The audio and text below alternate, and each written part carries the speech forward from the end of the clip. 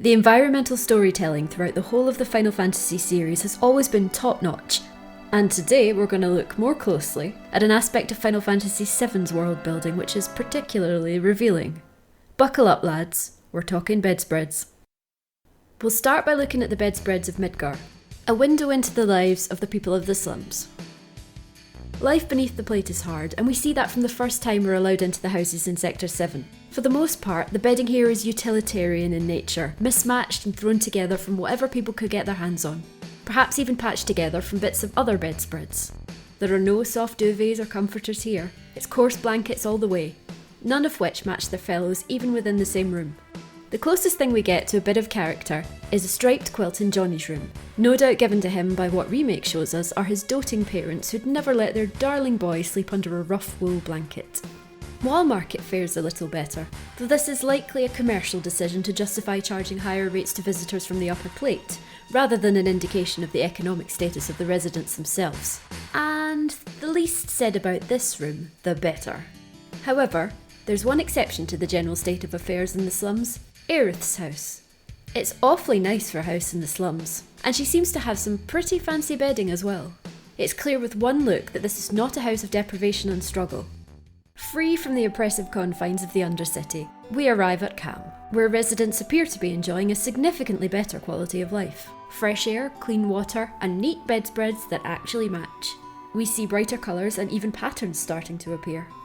After the make, do and mend of Midgar, it's refreshing to see that the world slightly outside of Shinra's grasp is doing a little better, at least for now. The Chocobo farm presents us with what we can presume to be granny square blankets, lovingly hand-crocheted by someone, possibly Bill's wife. This fits perfectly with the idea of a farmhouse and gives a real homely feel to the place. Incidentally, all real crochet is hand crochet, as machine crochet hasn't been invented yet. If it's crocheted and it isn't really expensive, it's either machine knit masquerading as crochet to bump up the price, or some poor sweatshop worker has hand crocheted it for pennies. Buy crocheted goods ethically, friends. At Fort Condor, while living conditions are still fairly bare bones, we see pairs of matching bedspreads and even the sofa and throw are colour matched. This lines up well with what we know of the people here. They're fiercely proud and protective, and it makes sense that they'd want to both keep morale up and make a good show of themselves to any visitors who may contribute to the cause. Junin is an interesting case. From what we hear of it before visiting, it would be easy to assume that Lower Junin would be similar to Midgar in its "we're doing our best" approach, while Upper Junin would have textiles suited to the overall affluence of the town. In reality, the two are switched. Lower Junin is full of beautiful, if slightly old-fashioned, bedspreads, rugs and sofas, as though the residents have held fast to their origins and looked after their traditional pieces with great care. Upper Junon, while a little more put together than the Undercity of Midgar, is very much a form over function situation. Even the Shinra middle manager comments on having expected a better class of accommodation on his business trip. While much is preached about how much better things are now with Shinra in charge, the truth is that life under a corporatocracy is terrible for everyone except those at the very top.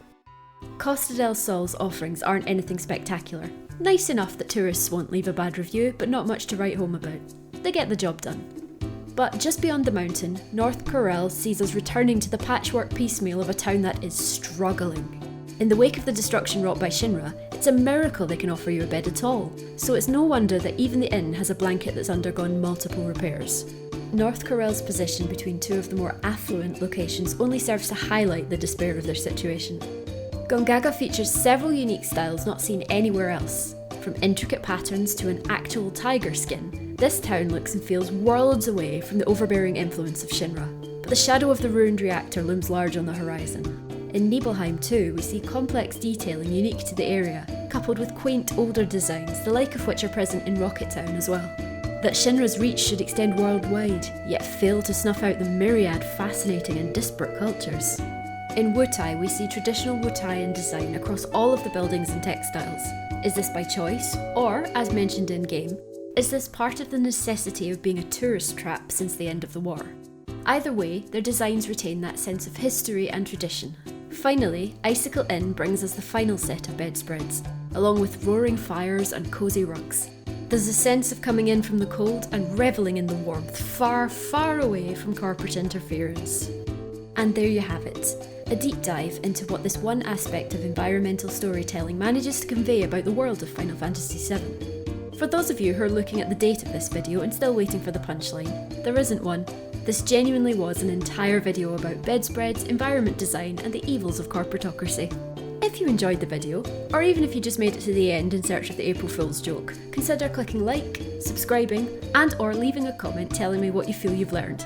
Even if all you've learned is that I genuinely will talk about bedding for this long.